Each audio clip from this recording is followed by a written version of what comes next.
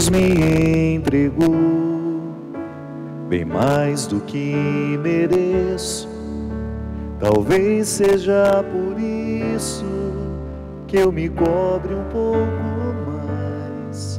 Não que eu não seja capaz, mas às vezes é difícil.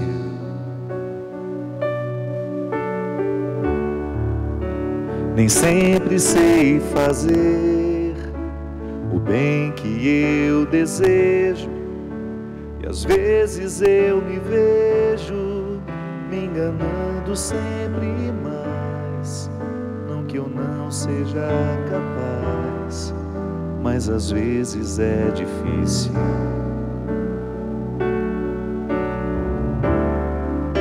Já me condeno tanto pelos erros que na vida eu cometi, pelas vezes que eu não soube decidir, e assim o meu coração gritava, desespero de quem ama. Coração, tu que estás dentro em meu peito, me condenas desse jeito, e eu não sei por qual motivo, se és divina voz em mim. Só te peço, por favor, eu sou humano, não me condenes assim.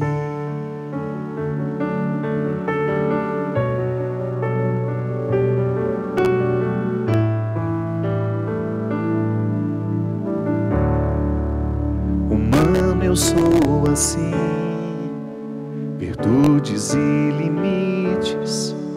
Se agora me permites, eu pretendo ser feliz, sem prender-me ao que eu não fiz, mas olhando o que é possível.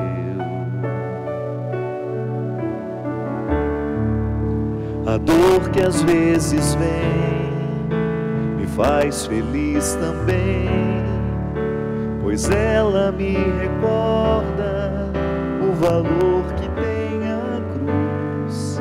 Quando a noite esconde a luz, Deus acende as estrelas. Já me condeno tanto pelos erros que na vida eu cometi, pelas vezes que eu não soube decidir, e assim o meu coração gritava, desespero de quem ama. Coração, tu que estás dentro em meu peito, me condenas desse jeito, eu não sei por qual motivos, se és divina voz em mim. Só te peço, por favor, eu sou humano, não me condenes assim. Muito boa noite, com muito prazer que nós começamos mais um programa Direção Espiritual. A vida nos ensina, a duras penas, que a santidade nasce de uma humanidade bem vivida. Eu sei que às vezes a gente já escutou discursos religiosos que desvinculam a humanidade da santidade. Eu sei que às vezes você pode até ter sido vítima de discursos muito desonestos, de pessoas que até pregaram uma santidade sem considerar a sua humanidade. É mais fácil até a gente acreditar numa santidade que não passe pela humanidade. Mas quando a gente identifica que a santidade é o aprimoramento do humano, retirar os excessos para fazer prevalecer a boa parte, né? Ou até mesmo esculpir, lapidar, da mesma forma como o garimpeiro precisa identificar no meio de tantos cascalhos a pedra preciosa, e depois de identificá-la, porque ela no momento em que ela é bruta, ela não parece uma pedra preciosa. mas é o processo de lapidação que vai fazer com que os excessos exteriores possam mostrar a beleza que a pedra possui. A nossa vida é a mesma coisa.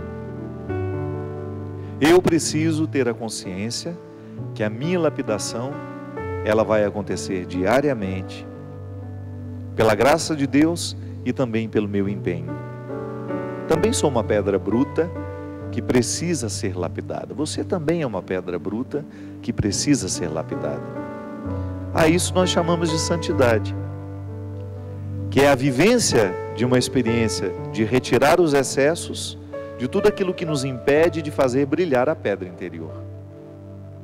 Nós somos muitas vezes cheios de cascas que impedem o nosso brilho. Cascas que foram colocadas pela vida, pelas escolhas erradas que nós fizemos, pelas influências negativas que as pessoas tiveram sobre nós, né? Quantas vezes nós encontramos pessoas machucadas porque tiveram as influências erradas, sofreram as influências erradas. Às vezes pessoas que são vítimas de relacionamentos que ofuscaram o brilho. Talvez você já tenha experimentado isso na sua vida. Viveu um relacionamento, uma pertença que ofuscou o seu brilho, que lhe fez esquecer a pedra preciosa que você é. A vida é assim. A gente não tem que se sentir vítima, viu? A consciência tem que nos ajudar a compreender. Quando você toma consciência de que você foi vitimado por alguém, essa consciência tem que lhe fazer tomar uma postura, né? Assumir uma postura. Então tá bom, eu quero modificar, eu não quero mais levar comigo esses pesos que o outro deixou em mim. E a conversão é justamente este processo humano que nós fazemos à luz da fé, auxiliados por Deus. Eu creio em Deus e eu creio que Ele vai me iluminar no meu dia a dia, para que, orientado pela sua palavra, para que, motivado pelos seus sacramentos, eu tenha coragem de olhar para as minhas misérias e, a partir delas, querer a santidade. É uma miséria sob domínio que nós transformamos em virtude. Não é verdade?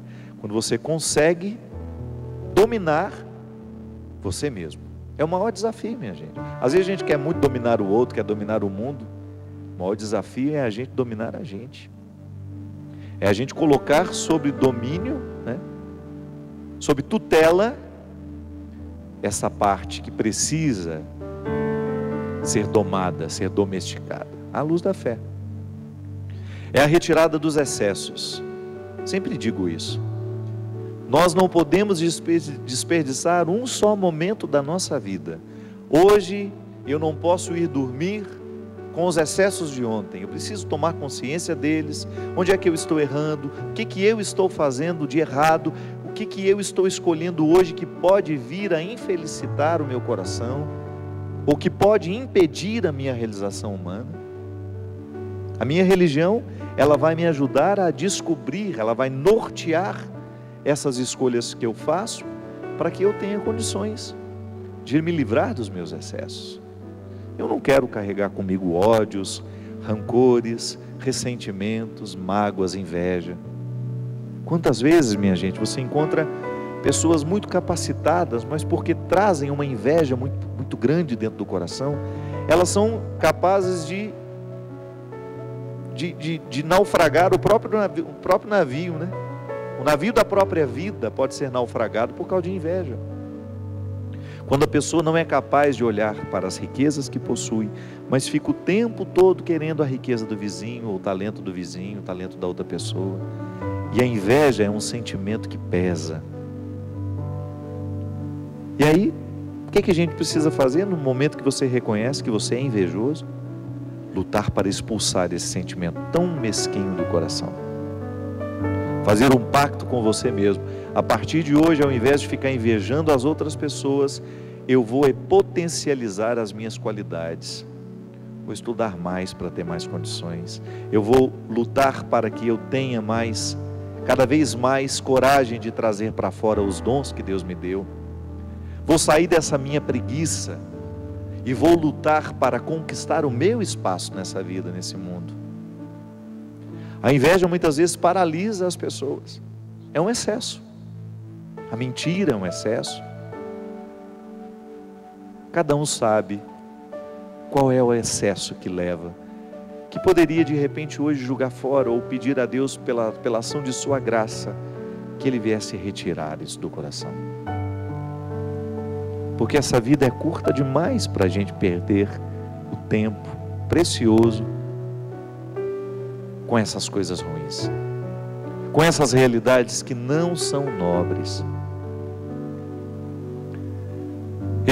Eu tenho comigo que às vezes a pessoa pode ter todos os dons, todos os talentos, ela pode ser muito rica, mas se ela não viver diariamente esse cuidado da lapidação, de nada vai valer a riqueza que ela possui, porque é a lapidação que vai fazer com que a pedra preciosa mostre o seu valor. Não adianta nada a pedra preciosa estar escondida por detrás de uma casca, se é a retirada daquela casca que vai fazer com que a pedra tenha sua beleza. Minha gente, às vezes a nossa vida é a mesma coisa. Às vezes nós somos uma pedra preciosa, mas porque a gente tem preguiça de tirar a casca, a gente vive como se não fosse uma pedra preciosa. Porque a gente não pode negar. É também bom ser reconhecido pelo outro. É interessante você receber um elogio por aquilo que você fez. Mas antes disso, antes de ser bom receber o elogio que o outro nos faz, é ainda mais fundamental você reconhecer que você está no caminho certo. Essa é a primeira retirada de casca que você pode fazer para que a pedra preciosa que há em você brilhe para o mundo. É você viver este processo íntimo de amorização. É você receber com gratuidade, com simplicidade, as riquezas que Deus lhe deu, colocá-las à mesa, olhar bem para elas, identificá-las e começar a trabalhar para que essas riquezas realmente possam representar na sua vida uma riqueza. Porque existem riquezas que se transformam em fonte de destruição quando não reconhecidas. É o olhar primoroso que você precisa ter sobre você mesmo. É a reflexão que você precisa fazer sobre quem você é, sobre o que você pode, porque isso é conversão. A ação de Deus em nós passa o tempo todo pelo reconhecimento da nossa humanidade. Eu sou o território onde Deus quer plantar a semente da santidade. E essa consciência, esse olhar honesto sobre nós, sobre a nossa humanidade, é o primeiro passo para que a santidade seja possível. E é por isso que é muito bom a gente lidar com honestidade, né? É tão mais fácil, às vezes você, nos seus relacionamentos, você sabe o tanto que é difícil lidar com uma pessoa mentirosa, por exemplo, que não assume que errou, que não assume que é frágil. É como lidar com um dependente químico, né? Que mente o tempo todo porque ele não quer assumir que é um dependente. Quantas vezes eu enfrentei isso com pessoas muito próximas a mim?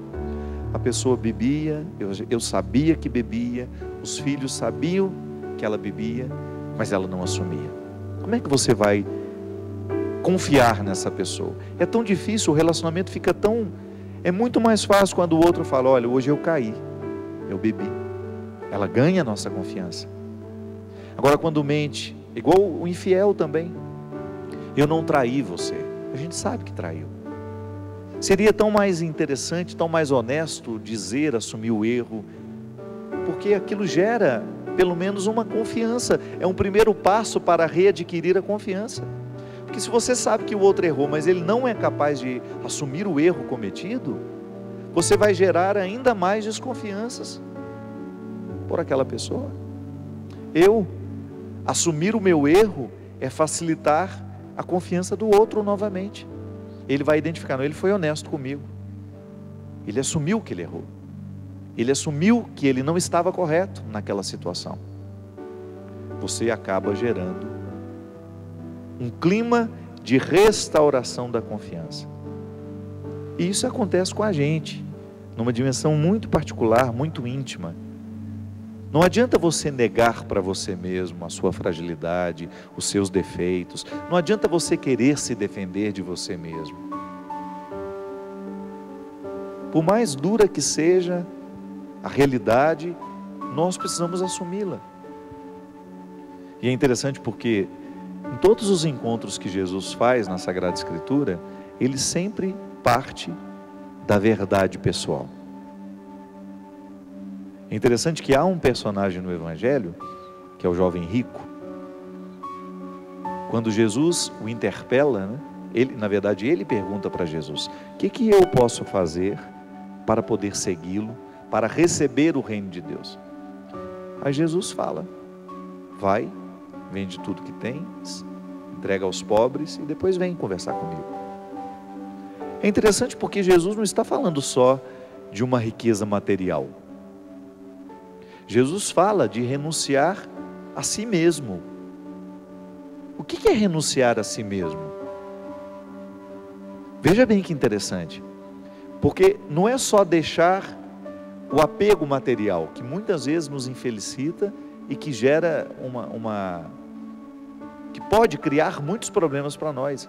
É claro que é bom a gente ter conforto, ter uma casa bonita, você ter um bom carro, você ter um bom emprego, você poder divertir-se. Isso é tudo muito bom. A igreja não se opõe a isso. O problema é a escravidão que o bem material pode gerar na vida da pessoa. Então Jesus recomenda que a gente não tenha esse apego, que você saiba possuir, mas depois vai dizer que a renúncia, você renunciar a si mesmo, é você ter coragem de identificar a sua verdade pessoal e nunca admitir que os seus excessos venham lhe dominar. E é interessante porque até a capacidade de lidar com liberdade com a matéria nasce nessa capacidade de você ser livre.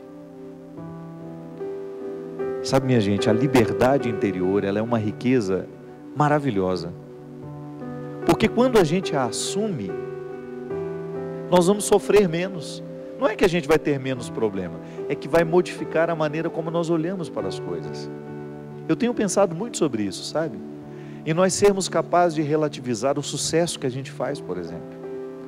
Quem é capaz, de repente você teve aí uma ascensão, você foi muito reconhecido, você fez um brilhante trabalho lá na sua empresa, você galgou os altos postos da administração, você é um político renomado, você é um artista renomado.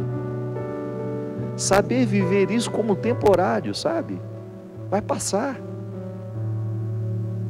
Vai chegar um momento que você não estará mais em primeiro lugar, você não vai ser a pessoa mais importante. E olha, eu vou te falar uma coisa, é tão bonito quando você encontra alguém que é capaz de viver isso com sabedoria, que é capaz de retirar de cena, viveu bem aquele momento, aproveitou as oportunidades que teve e depois não se prostitui, sabe? Não se vende para poder estar o tempo todo em primeiro lugar, para ter aquele reconhecimento o tempo todo, não. Você ser capaz de ocupar-se com as miudezas do seu dia a dia e ser feliz ali. Não é só sendo o número 1, o primeiro lugar, o mais isso, mais aquilo, não. Você ficar satisfeito quando tudo isso passar, porque você é livre de você mesmo. Você é capaz de renunciar a si mesmo, isto é, eu sou capaz de viver aquilo que eu posso e ficar satisfeito, feliz com a boa parte da vida que naquele momento eu estou podendo extrair. Isso é nobre demais. E não é para qualquer um, e a gente não aprende isso da noite para o dia, não. Isso é um aprendizado que só Deus pode nos dar. A grandeza da alma, sabe? A grandeza de espírito, que uma espiritualidade bem vivida pode nos fornecer. Eu estava lendo, ultimamente li muito, sobre a espiritualidade oriental, tão diferente da nossa. O ocidental, ele é tão apegado à matéria, ele é apegado ao milagre, ele é apegado ao sinal. Os orientais não. Os orientais são mais livres. E porque são mais livres, eles têm uma facilidade maior do que nós de assimilar o sagrado sem a necessidade da matéria que o sinaliza. Então, eu vivo a experiência do sagrado em todos os lugares que eu estou, porque eu sei que ele me perpassa. Nós ocidentais temos muita necessidade. Foi aqui que Jesus morreu, foi aqui que ele ressuscitou, foi aqui que ele fez esse milagre. Então o tal santo foi canonizado porque realizou aquele milagre, está aqui a pessoa que foi curada. Se você for pensar, isso pode ser escravidão interior. A gente ter necessidade do sinal concreto pode ser sinal de uma escravidão interior. Eu acho que o espírito, ele vai ficando livre à medida em que ele não vai tendo mais a necessidade dessas manifestações. É aí que ele é capaz de passar pela noite escura, que São João dizia, pela aridez que é tão própria na vida dos místicos, porque ele já está vivendo este processo de libertação. Deus não precisa fazer nenhuma gracinha mais na minha vida.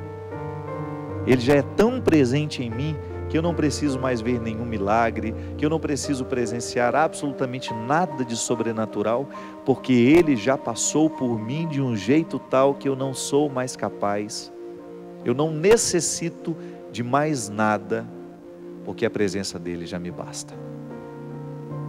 É liberdade interior que a própria religião pode nos dar. Ou então eu já tive a oportunidade de viver tantas coisas grandiosas na minha vida, que agora eu quero me afeiçoar às coisas menores. É uma realidade na minha vida, é uma realidade na sua. Padre, mas eu nunca vivi coisas grandiosas, eu sempre tive um cotidiano tão absolutamente normal. Quem disse que você não viveu coisas grandiosas? Quem disse que o seu cotidiano não é grandioso? Vai ver que você tem um cotidiano grandioso, mas tem um olhar miserável. Aí porque você tem um olhar miserável, você acaba vendo um cotidiano miserável. Mas a grandeza do cotidiano passa pela maneira como nós olhamos para ele. E vai chegar um momento em que tudo isso vai precisar ser relativizado. A velhice é um tempo em que a gente tem que relativizar, né? As disposições do corpo, não tenho mais. Tão interessante você encontrar um velhinho, né? Uma pessoa de idade, uma pessoa idosa, em perfeita comunhão com os limites do corpo, até na maneira como se veste, né? Eu não tenho nenhum preconceito, não, mas eu acho que às vezes a gente tem que até ter sabedoria na maneira como a gente se veste. Uma determinada idade, aquela idade me permite um tipo de roupa, depois o tempo vai passar e é uma questão de sabedoria, você se adequar ao novo tempo. É a capacidade de relativizar, né? Aquelas roupas não me servem mais, porque eu estou vivendo um outro momento da minha vida. Eu sou capaz de perder, mas eu identifico que ganhei outra possibilidade. Às vezes você encontra, é aquela pessoa que quer ser eternamente jovem, né? Que não admite que o tempo passou, que vai querer o formato da juventude no momento que tem 60, 70 anos. Eu não estou falando de mentalidade, viu? Eu estou falando de muitas vezes você impor ao corpo um regime, ou até mesmo uma postura, um jeito de viver, que já não é mais compatível com as suas possibilidades. É sabedoria, gente. Eu vejo isso como uma sabedoria que a gente vai adquirindo. E que você precisa estar atento para ter. Hoje, a sua vida impõe limites e possibilidades. Conversão é isso. É você se adequar, é você se estabelecer dentro dessas limites e possibilidades e se harmonizar. É viver um momento presente como ele merece ser vivido e como pode ser vivido. Para que depois, ao ultrapassar essa fase, você seja capaz de despedir-se dela com serenidade, abrir as portas da sua vida para que um novo tempo lhe visite. Porque às vezes nós não ultrapassamos as fases, é porque a gente insiste em ficar preso àquilo que já passou.